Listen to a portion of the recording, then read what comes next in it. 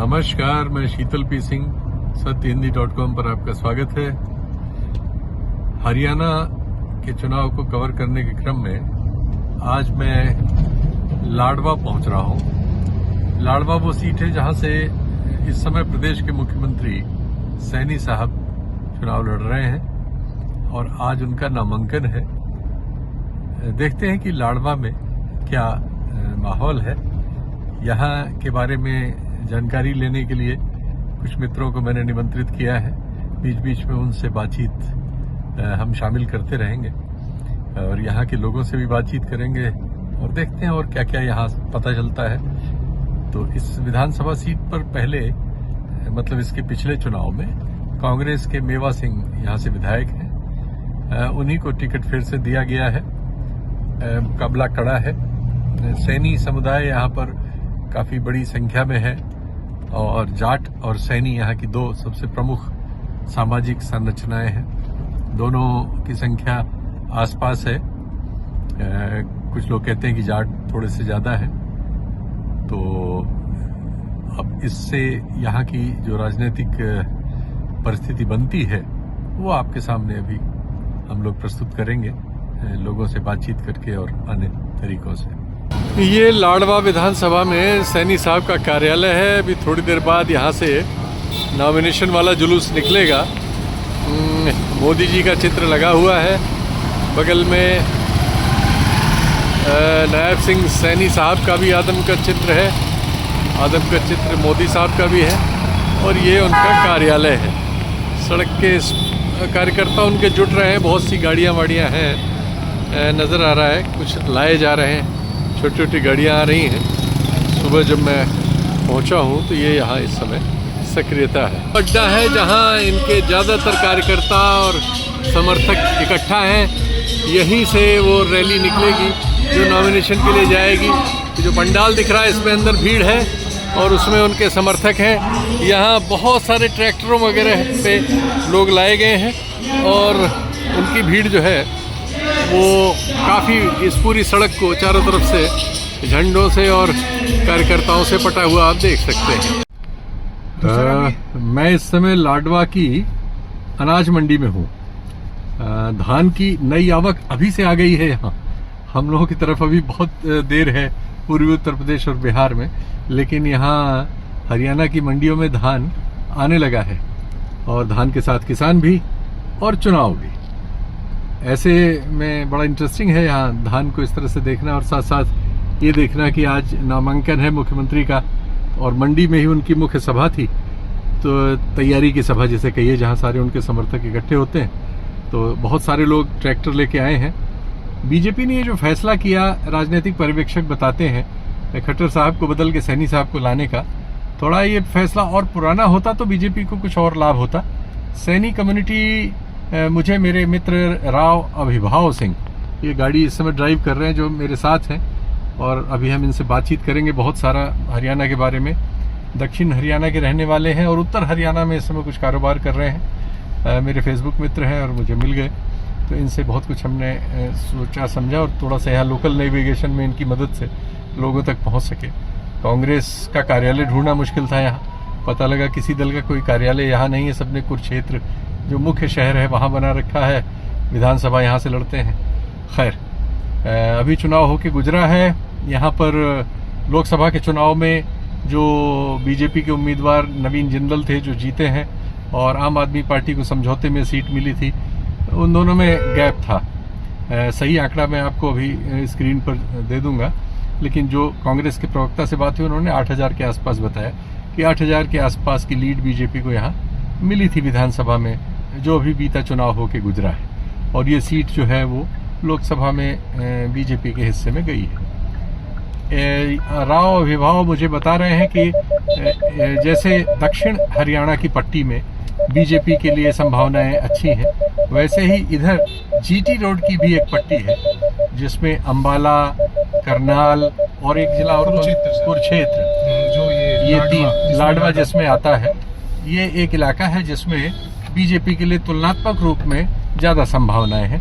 और इसी संभावना में से एक संभावना ये लाडवा की सीट है जहां सैनियों की आबादी, जिसके मुख्यमंत्री हैं नायब सैनी, अच्छी खासी संख्या में है। जो मैंने आपको कुछ वीडियोस पहले भेजे वो इसका सबूत भी देते हैं कि गाँवों से बहुत सारे लोग आए हैं और बहुत सारा गाड़ी, ट्रैक्टर और समर्थकों की भीड़ सब उपलब्ध है।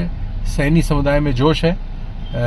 चूँकि पूरे प्रदेश को अगर हम लें तो जाट समुदाय में इस बार बहुत एक तरह से बहुत समय बाद, चूँकि वो राज्य के मुख्यमंत्री ज़्यादातर यहाँ जाट रहे हैं, तो एक जाट समुदाय में, और वो यहाँ का नंबर 1 है आबादी के लिहाज से, तो उनमें एक खेतीहर समाज भी है, किसानी है, जमींदारी है। तो उनको लगता है कि यहाँ जो हरियाणा की मुख्यमंत्री की कुर्सी है उनके पास होनी चाहिए। नौकरियों वगैरह में वो है, तो एक झील उधर है और दूसरी झील यहाँ, चूँकि सैनी साहब मुख्यमंत्री खुद हैं और उनके समुदाय को पहली बार हरियाणा में इस समाज से मुख्यमंत्री मिला है, उसका फ़ायदा है। लेकिन ये फ़ायदा दूसरी पिछड़ी जातियों में भी गया है कि नहीं, ये हमारी पड़ताल का विषय रहेगा और उन अध्ययनों में से भी हम निकालने की कोशिश करेंगे जो यहाँ से विभिन्न चुनाव सर्वेक्षण एजेंसीज ने किए हैं। तो अब हम इसके बाद थोड़ी बहुत बात जो करेंगे हरियाणा के पर्सपेक्टिव को समझने की राव अभिभाव जी से करेंगे। मैंने सिर्फ आपको इसकी थोड़ी वानगी दी। मेरे साथ हैं राव अभिभाव सिंह।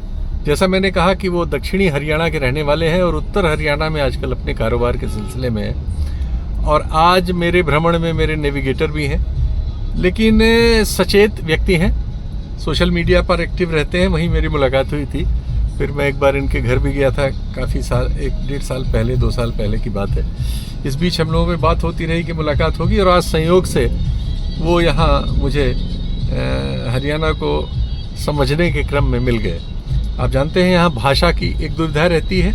कस्बों में तो आपकी बात आप समझा सकते हैं, ग्रामीण इलाकों में वो क्या कह रहे हैं और आप क्या कह रहे हैं, दोनों में अंतर रह जाता है। और जो नुआंसेस होती हैं, लिंग्विस्टिक नुआंसेस, उसमें फ़र्क रह जाता है समझने में।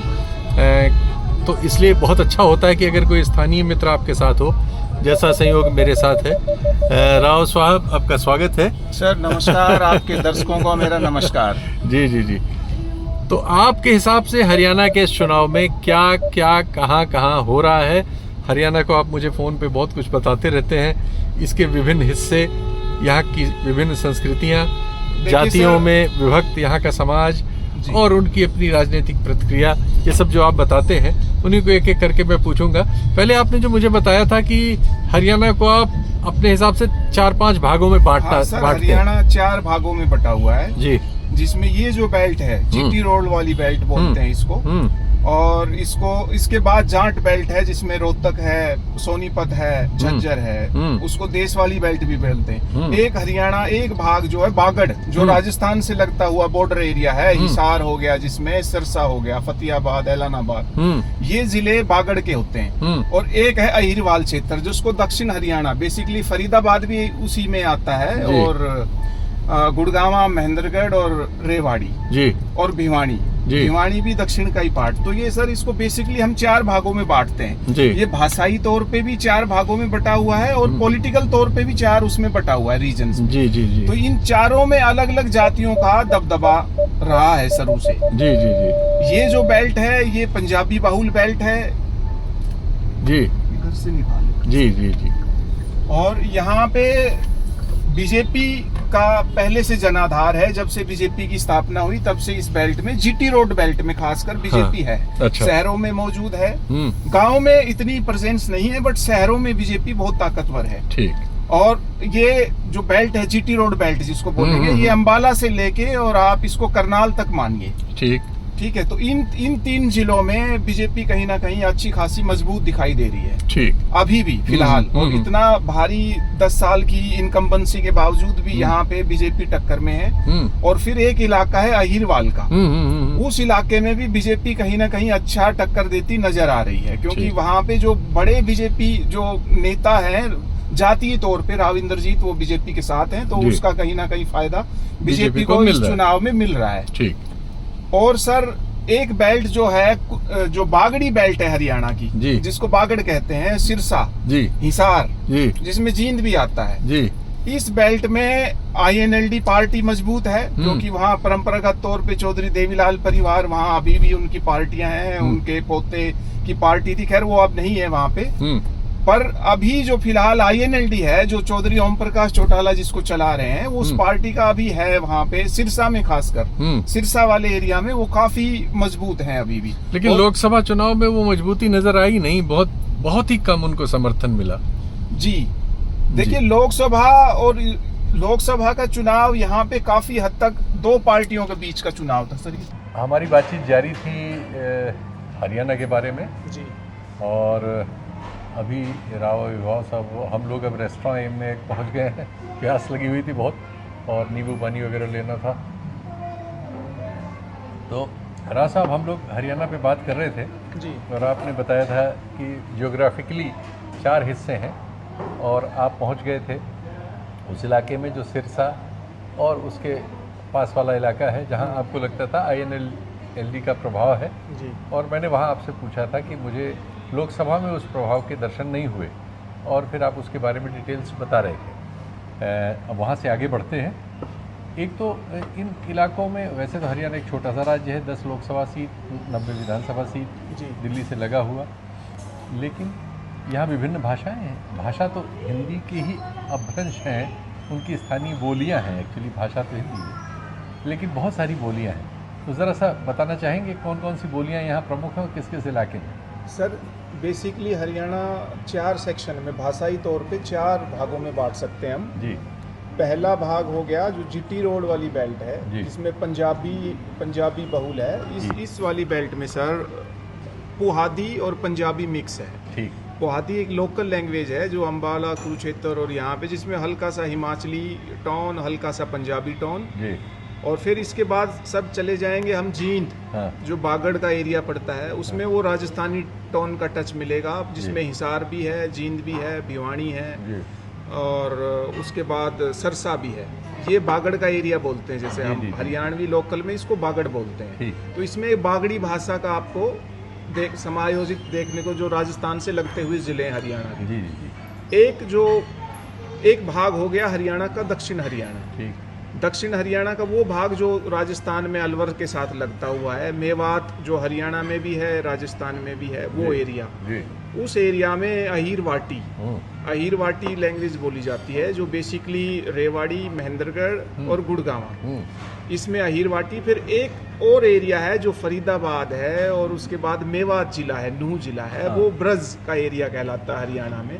हालांकि वो है दक्षिण हरियाणा का ही पार्ट, लेकिन कहीं ना कहीं उसको ब्रज वाली टोन यूपी का जो। मुझे एक बात बताइए, हम ये सवाल मेरे मन में वहाँ जब अहीरवाल जाता हूँ वहाँ था जी, और मैं आपसे ही इसको पूछना चाहता था, क्योंकि इस सवाल के लिए उत्तर आप जैसे ही किसी व्यक्ति से ही पूछा जाना चाहिए जी।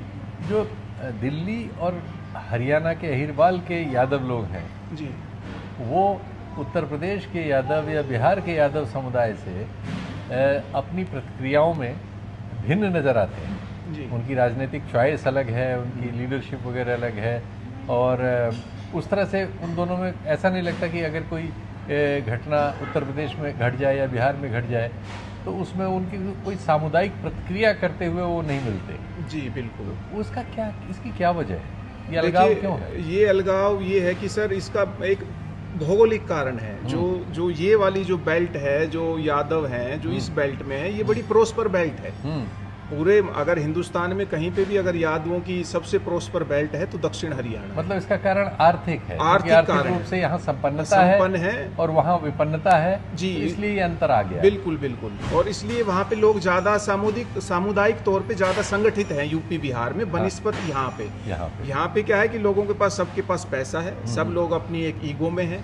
उसका कारण, सबसे बड़ा कारण है कि यहाँ इस जातीय तौर पे जागरूकता लोगों में कम है। उस तरह से नहीं, स्थानीय तौर पर तो है, जैसे स्थानीयता सर, रीजनल है। राव साहब के साथ ज्यादातर लोग हैं हाँ, और राजनीतिक प्रतिक्रिया वही करते हैं जहां राव साहब रहते हैं, उसी तरह से वो भी जाते बिल्कुल सर, वो इर्रिस्पेक्टिव ऑफ पार्टीज है। जी।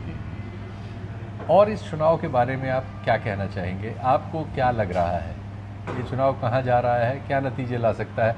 लोकसभा में बहुत क्लोज था, लेकिन एज जो है वो इंडिया गठबंधन को था। जी बिल्कुल, छोटा ही सही था, विधानसभा में आपको क्या लगता है? देखिए सर, विधानसभा का चुनाव जो मौजूदा चुनाव है उसमें कहीं ना कहीं अभी भी कांग्रेस पार्टी को एज है। अच्छा। माहौल माहौल के तौर पे उसके कई कारण हैं, बहुत बड़े बड़े कारण हैं हरियाणा में जी। एक तो 10 साल जो बीजेपी का यहाँ पे वो रहा, उसमें एक बहुत बड़ी जाति है जिसका उस पार्टी से अच्छा वो नहीं रहा, जाट समाज है, तो वो इलेक्ट्रोल तौर पे भी वो सबसे बड़ा समुदाय है हरियाणा में, तो उसका एक है कि अपना हमारा खुद का सीएम होना चाहिए।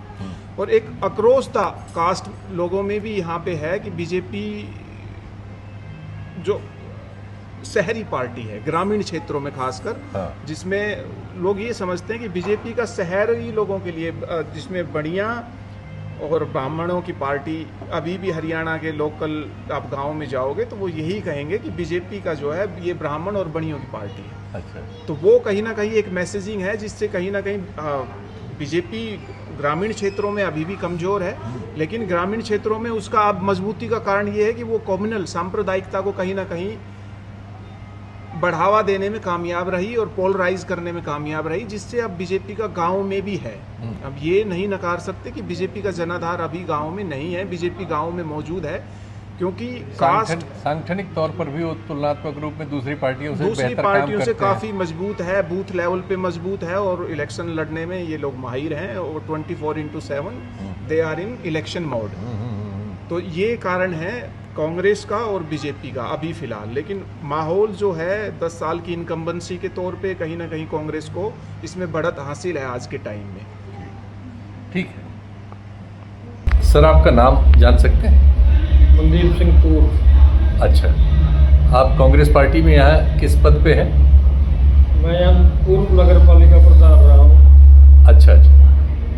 2005 से 2010 तक। अच्छा अच्छा। मेरी वाइफ 2 दफ़ा पार्षद रही है यहाँ। अच्छा। मेरी मदर भी पार्षद रही है जी। और मेरी वाइफ प्रधान निगाह चुनाव आ रही थी पिछली दफ़ा 1 वोट से। अच्छा अच्छा। तो राजनीति में यहाँ लाडवा ये जो नगर है इसमें कांग्रेस पार्टी का दफ्तर उस तरह से नहीं है? किसी भी पार्टी का दफ्तर नहीं है जी यहाँ। अच्छा अच्छा। ना बीजेपी का है ना कांग्रेस का। सब लोग कुरुक्षेत्र से चलाते हैं इसको? कुरुक्षेत्र से ही चला रहे थे तक। अच्छा। 10 साल पहले लाडवा हल्का बना था। हाँ। तो उम्मीद है अभी तक तो किसी ने यहाँ दफ्तर बनाया नहीं। अच्छा अच्छा। इस चुनाव के बाद क्या होता है वो देखते हैं। तो इस चुनाव में आपको क्या उम्मीद है? तो मेवा सिंह जी का टिकट कंफर्म हो गया है, तो उनका और मुख्यमंत्री जी का आमना सामना होने जा रहा है, क्या उम्मीद लग रही है आपको? देखो जी, यहाँ जिस प्रकार से बीजेपी ने समाज को बांटा हुआ है, यहाँ मुकाबला सैनी वर्सेस जाट का है। अच्छा। और रह गई 34 बिरादरियाँ और जी 36 में से जी। जो 34 बिरादरी की ज़्यादा वोट ले जाएगा वो जीतेगा। अभी आप मेवा सिंह स्ट्रॉन्ग पोजीशन में है इस टाइम। अभी लोकसभा में आप लोगों को पिछड़ना पड़ा था, आप और आम आदमी पार्टी एक साथ थे, और यहाँ लोकसभा में बीजेपी जीती, और इस असेंबली से भी अभी आपने बताया था ऑफ द रिकॉर्ड की करीब 8000 से उनकी लीड थी। तो अब कैसे इसको भरपाई करेंगे आप? वो नवीन जिंदल जी की निजी जीत थी। अच्छा। वो पार्टी की बीजेपी पार्टी की जीत नहीं थी। वो नवीन जिंदल जी की निजी जीत थी, क्योंकि वो यहाँ 2 दफ़ा सांसद रह चुके हैं और पिछले 25 सालों से उनका परिवार यहाँ पर सक्रिय है। स्वर्गीय श्री ओम प्रकाश जिंदल जी भी यहाँ से सांसद रह चुके हैं और वो नवीन जिंदल जी 2 दफ़ा सांसद रह चुके हैं और उनका लगातार यहाँ पे दफ्तर रहा है और उनके पीए यहाँ बैठते रहे हैं और टाइम देते रहे हैं और सबके दुख सुख में वो शामिल होते थे। तो अब वो यहाँ से बीजेपी के सांसद हैं और बीजेपी के मुख्यमंत्री यहाँ से लड़ रहे हैं, तो वो उनकी ताकत तो पूरी लगेगी उनके साथ? नहीं, जो वोट उनको मिली है वो श्री नायब सिंह सैनी को नहीं मिलेगी। नहीं मिलेगी? नहीं मिलेगी, क्योंकि कुछ जाट वोटर्स भी थे जो नवीन जी से सीधे संपर्क में थे। उन्होंने भी नवीन जी को वोट दी है, लेकिन अब नहीं देंगे वो, अब चौधरी मेवा सिंह को वोट देंगे। अच्छा, अगर यहाँ आम आदमी पार्टी की जगह कांग्रेस पार्टी का लोकसभा में उम्मीदवार होता तो आपके हिसाब से कुछ ज़्यादा फर्क हो सकता था? शायद कांग्रेस पार्टी जीत जाती। अच्छा। हाँ जी। अच्छा। हाँ जी। ये बड़ी बात आप बता रहे हैं। सिंबल का प्रभाव यहाँ पर रहा है। अच्छा। हाँ जी। अगर कांग्रेस का निशान होता तो कांग्रेस जीती। तो आपको सैनी बिरादरी के बाद 34 बिरादरी में से किस किस बिरादरी का समर्थन मिलने की उम्मीद है? हमारे को हरिजन, वाल्मीकि, जाट, जट सिख, ब्राह्मण है, और कुछ कश्यप है, बाकी सारी बिरादरियाँ हैं, रोहिला है, दर्जी है, और 36 बिरादरी में 36 बिरादरी आती हैं। 36 बिरादरी में ज़्यादा समर्थन चौधरी मेवा सिंह की तरफ है इस प्रकार। अच्छा। और पिछले एक हफ्ते में जब से टिकट डिक्लेयर हुआ है तो आप तो सोशल मीडिया पे देखते हैं, फेसबुक के माध्यम से भी देखते हैं, तो सीएम साहब बीजेपी कोई नहीं ज्वाइन कर रहा सीएम साहब की अध्यक्षता में। अच्छा। और मेवा सिंह की अध्यक्षता में हर रोज 10-20 गांवों में 20-20 आदमियों की ज्वाइनिंग हो रही है। अच्छा। सीधा दिखा रहा है कि कांग्रेस की लहर है। अच्छा। और बीजेपी इस बार हारने जा रही है और सीएम भी यहाँ से हार करके जाएगा।